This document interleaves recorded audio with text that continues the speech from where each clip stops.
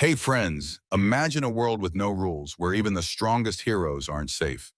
Deadpool, the man who always breaks the fourth wall, now wants to break the entire Marvel universe. Get ready for chaos as he takes on an impossible mission. Love comics? Hit that like button and subscribe to the channel so you never miss a new story and stay in the loop with all the action. And now, let's get started. When your name is Wade Wilson, madness is your natural habitat. But what happens when even madness spirals out of control? It all began quietly, almost imperceptibly. A faint whisper in the mind, like a breeze before a hurricane. This is the story of a man balancing on the edge of insanity and reality, who decided to kill everyone ever created in the pages of Marvel Comics. Psycho Man, convinced he could control even the wildest minds, sought to take control of Deadpool's consciousness. He believed he knew how to turn Wade into the perfect weapon. But he forgot one thing. There was no room for foreign thoughts in Wade's mind. The doctor, confident that he had fully subdued Deadpool, watched as Wade, strapped in a straitjacket, writhed on the floor. Just when everything seemed under control, a menacing laugh echoed. With a sudden jerk, Deadpool tore off the straitjacket and lunged at the doctor, gripping his throat. In that moment, the doctor's head unexpectedly opened up, revealing Psycho Man trying to regain control. He commanded Deadpool to obey. However, Wade merely smirked, grabbed him, and squeezed him in his hands, turning the tiny tyrant into a compliant puppet. Without hesitation, Deadpool used Psycho Man's body as a stamp, leaving a bloody imprint on his hospital record. From that moment on, his absolute freedom began. Free from control, Deadpool realized that the boundaries of this world were illusory, and he could destroy them. The first step was to burn down the psychiatric hospital where he had been held. Fire consumed the entire building, destroying everyone, from villains to pitiful orderlies. In that moment, the world felt its universe beginning to collapse. Next on his list was the Fantastic Four, the first family of heroes, marking the beginning of the superhero era in this world. The first to fall was Ben Grimm, the Thing. Deadpool planted a bomb in one of the devices and detonated it nearby. Even his rocky skin couldn't save him. Grimm crashed to the ground, debris falling around him. Reed Richards, Mr. Fantastic, began to survey the scene, stretching his rubbery body for a better look. But Deadpool lay in wait in the shadows and, with a clever device, forced Reed's body to stretch further and further until his organs ruptured. Mr. Fantastic could no longer return to his original form. He remained stretched and lifeless. Invisible Woman, Sue Storm, found her dying husband and was engulfed in horror. But then she heard the cries of her younger brother, Johnny Storm, the Human Torch. Without wasting a moment, Sue rushed to help him. Johnny Storm, engulfed in flames, fought desperately, but his own element became his doom.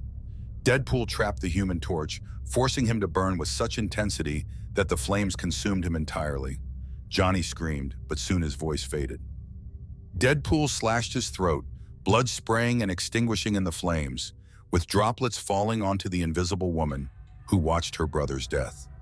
Sue, driven mad by grief, unleashed her power on Deadpool, exploding his head. For a moment, she believed she had won. Exhausted and shattered, she turned away from her enemy, lost in despair. But Deadpool was alive. His regeneration kicked in faster than she expected.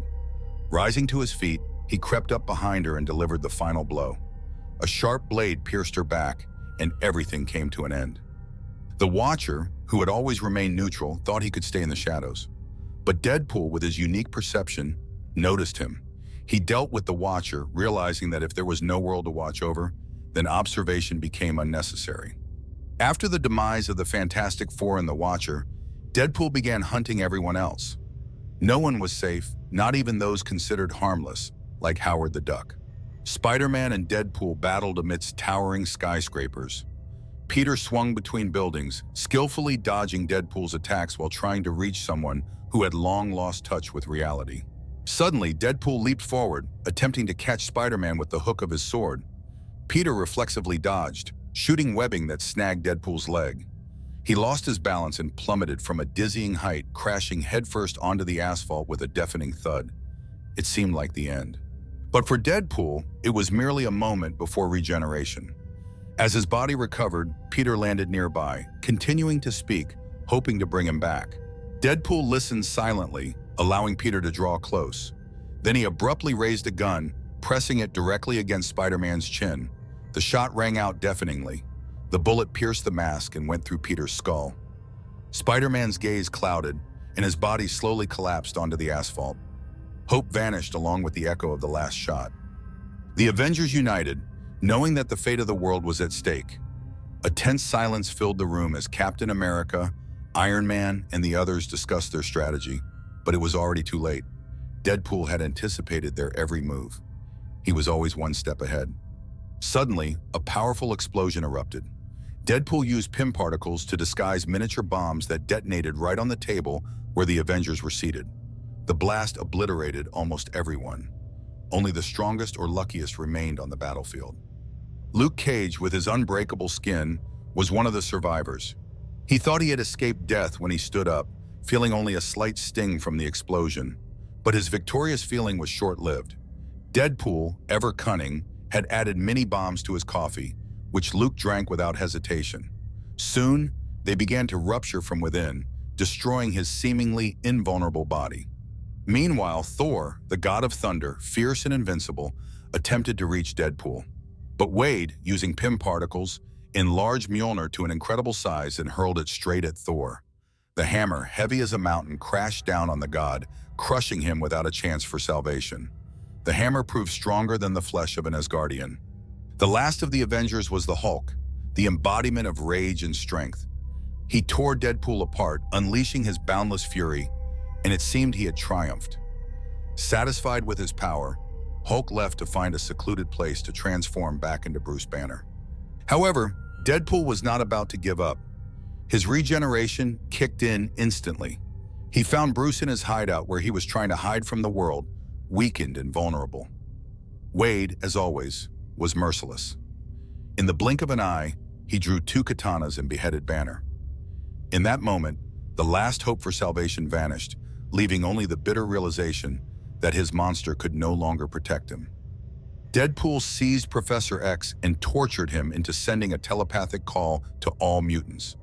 The professor felt his brethren responding, each one heading to the battlefield, believing their strength and unity could end this nightmare. But when they confronted Deadpool, their power and cohesion meant nothing. Wade, with his tireless regeneration and chaotic fighting style, was always a step ahead of each of them. The mutants fell one by one.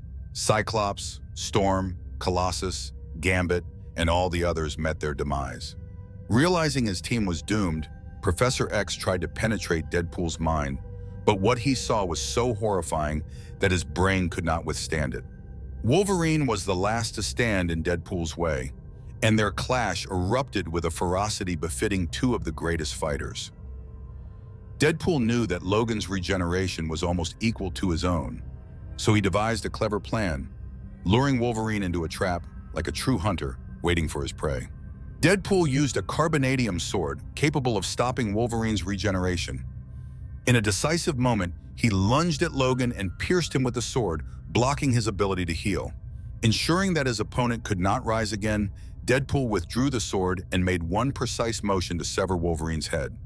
Thus fell the last of the X-Men, and with him, yet another hope for resistance in Deadpool's bloody harvest vanished.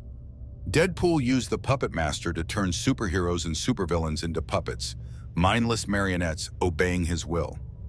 He forced them to kill each other, watching with delight as they helplessly fell from skyscrapers into the abyss, their lives now part of his bloody game. This chaos reminded him of a theatrical performance where he was the sole spectator and director. The Punisher, lurking on a neighboring building, saw an opportunity to end this madness. He aimed and shot Deadpool in the head, believing he had finally put an end to his tyranny. But as he approached, he realized it was all a trap. Deadpool had used the Punisher as a puppet, and now Frank found himself in its grasp. Unable to control his actions, he aimed the gun at his own temple. One shot, and the Punisher, who had always managed to survive, became yet another victim in Deadpool's endless game.